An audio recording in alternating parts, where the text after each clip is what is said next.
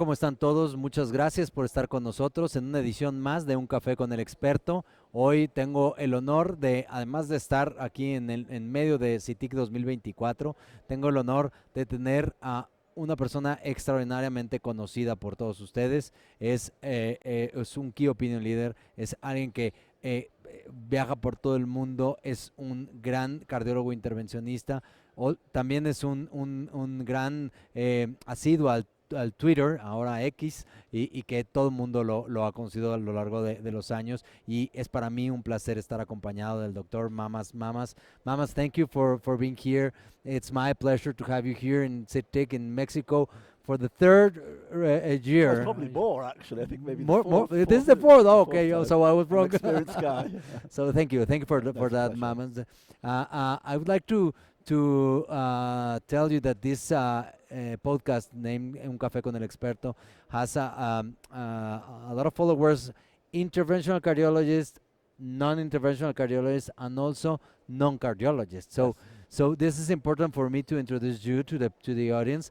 Mamas, as I said, he is an interventional cardiologist, but he's very involved in a lot of trials, and also in trials regarding preventive cardiology and regarding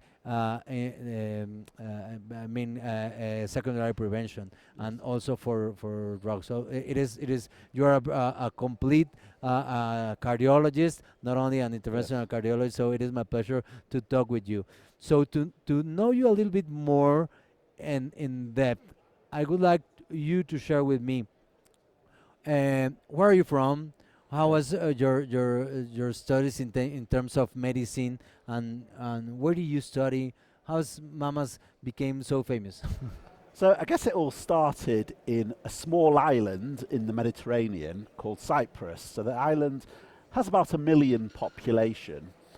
And my father came to the UK in the 1960s wanting to study medicine. He was from a poor family, and they really couldn't afford that. So he never did medicine. He met my mum in the early 1970s, and the plan was that they were going to move to the UK, live for a couple of years, then go back to Cyprus. And the Turkish invasion happened, where many Cypriots came to the UK after as refugees. And about a third of the population was displaced. And my family lost land in Cyprus, so we were refugees.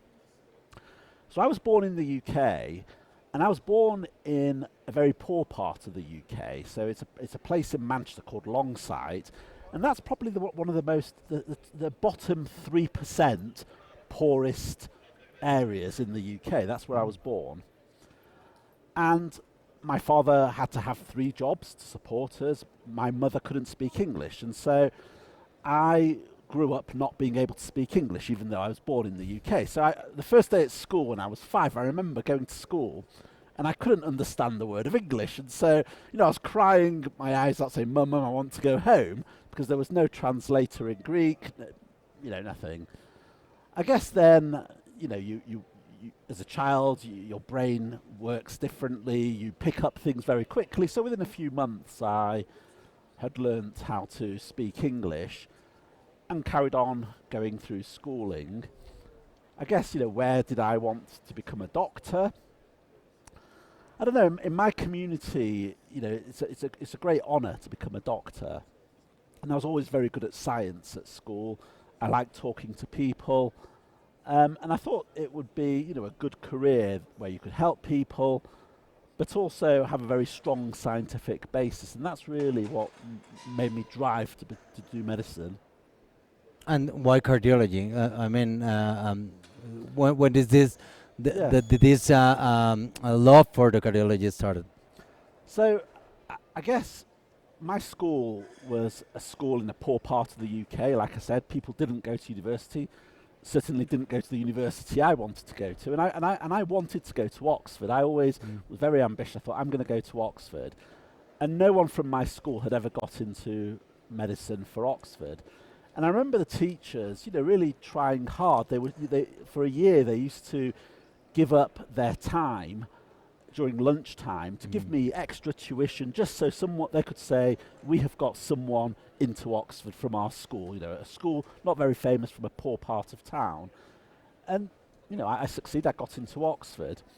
I guess that's where really my love for cardiology happened, because during Oxford, you spend 3 years doing basic science, and one of the years you really have to focus in a very tight area. And my area was cardiovascular physiology, and I really enjoyed it, and so much so I took time out of my degree to do a PhD just in physiology, because I just thought this is so interesting, learning about the heart, and I could immediately see that really cardiology was the area where most of the exciting things were happening, most of the data was being created, a lot of the science was changing almost on a monthly basis. There'd be another paper, another exciting area. But it was also an area where you could impact on patients very quickly. I'm very practical, I'm good with my hands, and so I wanted an area where I could use my hands. Initially I thought maybe surgery, but then I did a surgical job and thought that's not really. I don't want to say too much. No, but that happens to a lot of us. Yeah, I did a surgical job. I thought, no, this is not really for me. It's not so scientific. And many of my friends who were surgeons at the time said to me, look, think about cardiology. That's where we would go now. A lot of exciting things are happening in cardiology, and a lot of my surgical mentors pushed me to go towards cardiology, and that's really where I developed. Okay, and then, that's why also an interventional cardiologist, right? That explains also why you are an interventional cardiologist. But then you have another two very good areas of expertise, and you develop a lot of knowledge to others, and you I mean, by trials, but also you share a lot of your knowledge, traveling all around the world, being in congresses, that's why you're famous, because of that, and also because of Twitter. And we have to speak about Twitter also. But where did you start with this love with the I mean, sharing your knowledge, speaking and giving a lot of lectures? I guess first and foremost, you've got to realize that no one becomes well known on Twitter just by spending time on Twitter. You have to do something substantive, and I always say that to my fellows: do something and then use Twitter as a tool. And so for me, my big interest was routinely collected electronic data from patients, and I have published close to 1,000 papers now. Wow. Using routinely collected records from data, because one of the things I understood very early on was actually I had a lot of many questions I had to ask, but there's not randomized trials for these questions. And often the patients that we treat in daily practice are very different from those, in North America in trials, who are much younger, much healthier. And so I started to think, well, okay, we do things, but do we know that they work? So, for example, one of the questions I had many years ago was around cancer. I did a case, a PCI, in a lady with breast cancer, and she had metastases. And I thought, oh gosh, what should I do? I'm going to go on Medline and see what to do before I do the case. Yes. The primary. And I looked and there was nothing there. Absolutely nothing. No publications. So I messaged my group the following day and I said, look, there's no data. We should look at this. And we did, and we published a big European Heart Journal paper. In terms of teaching and mentorship, I'm very passionate about that, because I am where I am today, not because people have invested time in me. Even from a young age, I was a young boy at the age of 5, went to school in a very poor part of town. I mean, my parents couldn't afford clothes for me. My mother used to cut my father's shirts, cut his trousers to make clothes for me. Yeah. And so we were a very poor family. And I went to school not being able to speak a word of English.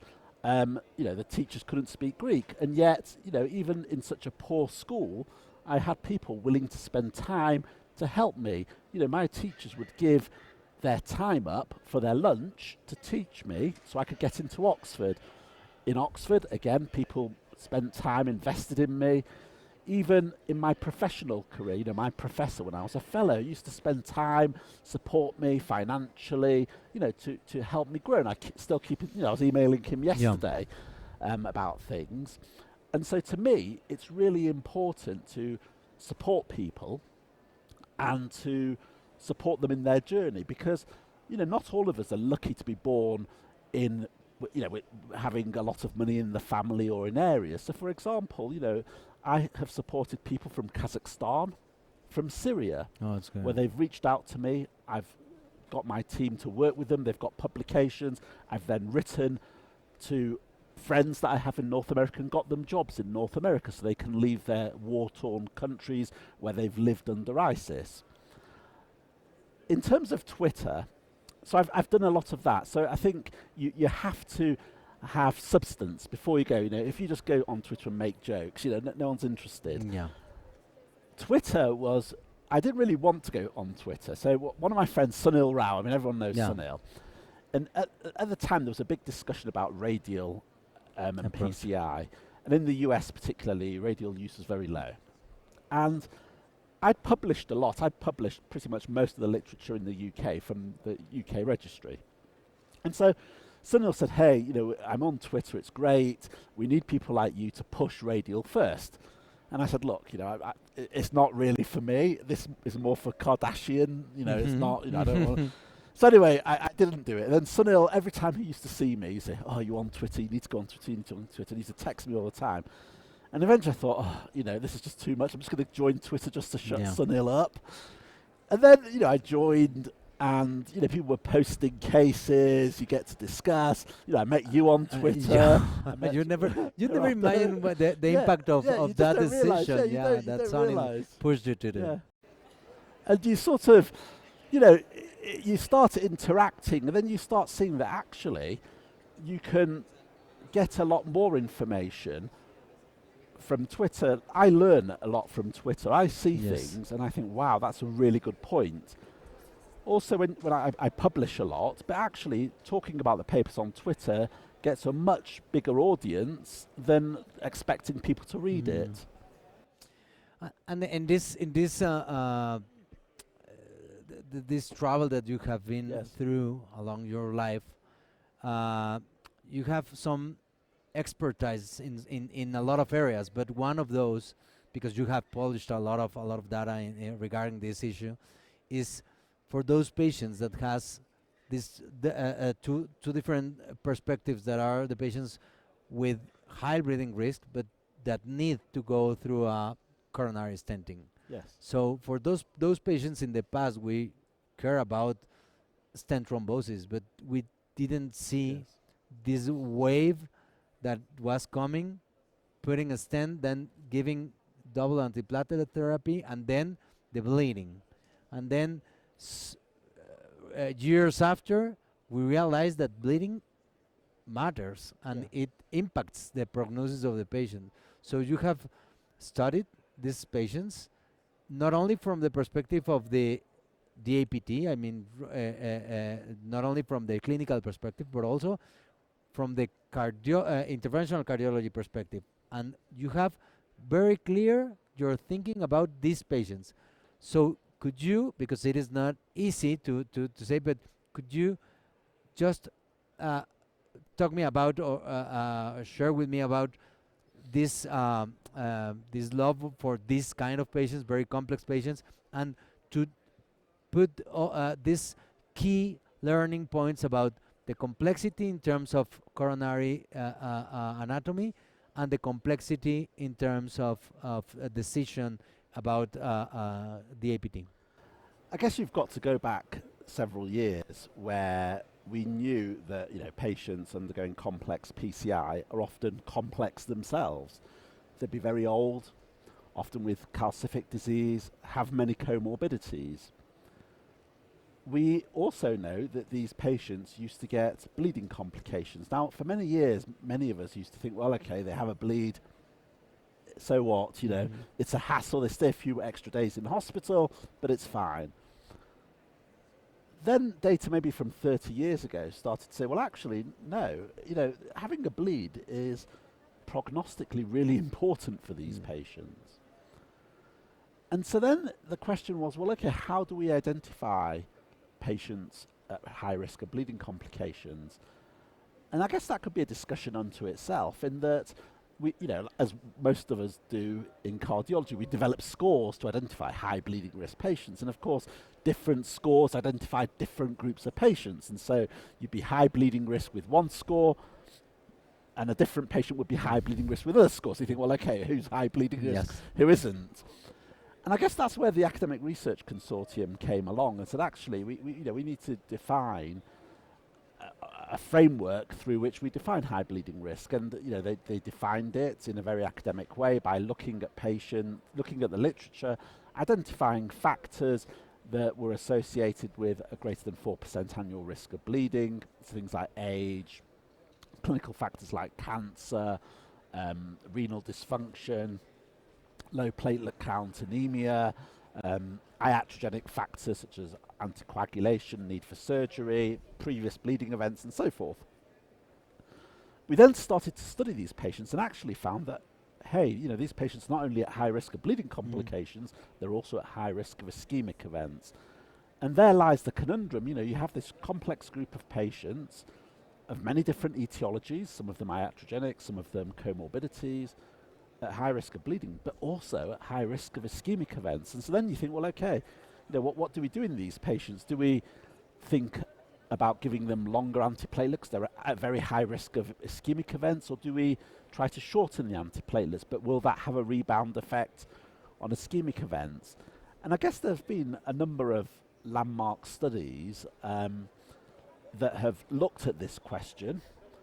And I think the majority of us in the community, and certainly guidelines, would say that for patients at high risk of bleeding complications, you should shorten antiplatelet therapy. Even in patients undergoing complex PCI and ACS.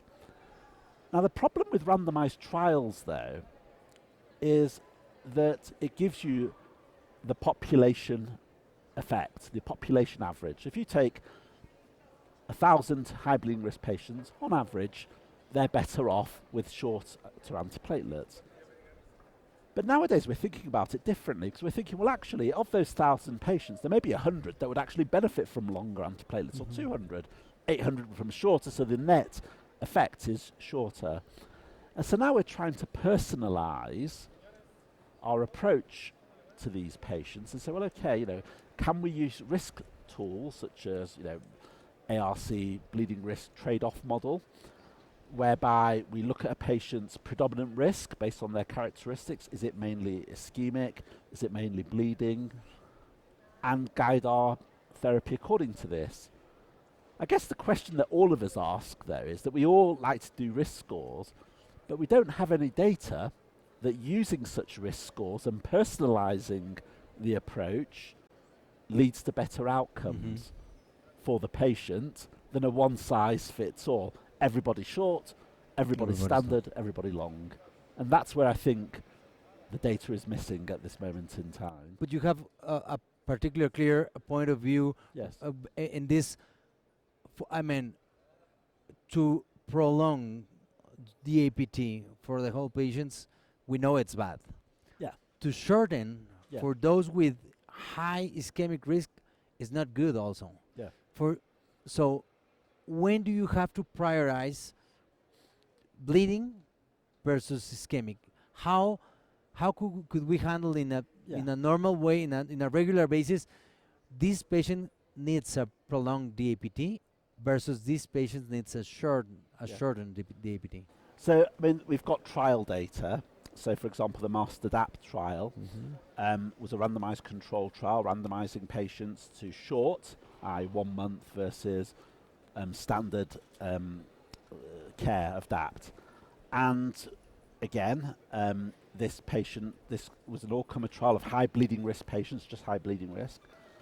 And we have subgroup analyses. About half the patients were ACS, a third were complex PCI, as defined by criteria such as long stents, 2 or more, a bifurcation, multivessel PCI, and so forth, standard definitions. And what the analysis showed was that even in ACS cases, even in complex PCI cases, if the patient's high bleeding risk, short adapt is better. Again, highlighting my previous point, this is the population average. I think going forward, if I have to think about the next 1, 5, 10 years' time, we're going to become much more refined than that. And rather thinking about risk at the population level, where at the population level we say short adapt for high bleeding risk patients, irrespective of whether it's complex PCI or ACS, we're going to be starting to use risk scores and define that. And I think it's important because if you think about it, one of the high bleeding risk criteria is patients with cancer. And we've said, yeah, everyone with cancer, high bleeding risk, short PCI. I provided an editorial for a paper in Circulation Intervention, and we are also about to publish a paper in European Heart Journal, my own group. And what we see there is that in this population group that are high bleeding risk, if you use DAPT score or the ARC-HBR risk score in the circulation paper, or the precise DAPT score in my paper, what you find is that only 2/3 of patients with cancer probably would benefit from shorter DAPT. Yeah. The other third would benefit from longer DAPT. Okay. And so whilst at the population level, it's probably best to give everyone shorter DAPT, at the individual patient level, if you measure their risk objectively with a risk score, either with ARC-HBR model or with precise DAPT that we've recalibrated for cancer, that you will find a proportion of patients that would benefit from longer duration. Okay. Well, we are approaching to the end of this podcast. I would like to ask you, because this is the way we do with this podcast, if you can share with us a particular case that you remember that marked you during your career. It could be about the APT, about high bleeding risk, but it is a medicine. I mean, it is a case that marked your life as a doctor, even if it's an interventional or not patient. I guess the biggest case is listen to the patient. So I was a junior doctor doing a diabetes job, and we had a patient on the ward. I'd gone away on holiday and I'd come back, and I was very junior. I was an SHO, so maybe 3-4 years out of training. And I remember this patient very well because he used to always come in with strange neurological symptoms, and he was followed up by the physicians, and they used to say that he was crazy, you know, because he used to come in, oh, I've got weakness in my arm, weakness in my leg, and he used to wear, you know, sunglasses all the time because he says the light hurt his eyes. And, you know, he'd come in again, and again the diagnosis was, well, you know, there's nothing wrong with him, he's fine. And the thing that really made me wonder was he had a catheter in, and I said, why has he got catheter in? He goes, oh, well, because he's gone into retention. That started to ring alarm bells for me. And I went back through this guy's history and started, you know, thought, no, this is not crazy, this is proper neurology. And, you know, I tested his neurology, did a very thorough neurological exam and found that he had spinal cord problems. And so we did lumbar puncture, and eventually we got a diagnosis of neurosarcoid. Oh. And, you know, this is incredibly rare. And, you know, I didn't make a diagnosis of neurosarcoid. I made a diagnosis that this guy had problems in his spinal cord, and then the expert neurologist. Yeah. And I remember this family coming and crying and being so happy that we had made. I mean, this is a diagnosis that this patient is a very bad diagnosis. Yes. But he has a diagnosis. But he has a diagnosis. It is rare to know what is going on. I remember his family were bringing me presents, were crying, and the doctor that found that there was actually something wrong with him. And actually, you know, that to me is a very, very big lesson in that you always have to go back to the patient. If things don't make sense, don't just accept the diagnosis that has been reached, you know, in the notes by so-called expert. Always think, if things don't make sense, is the diagnosis right? Always question yourself. Always go back.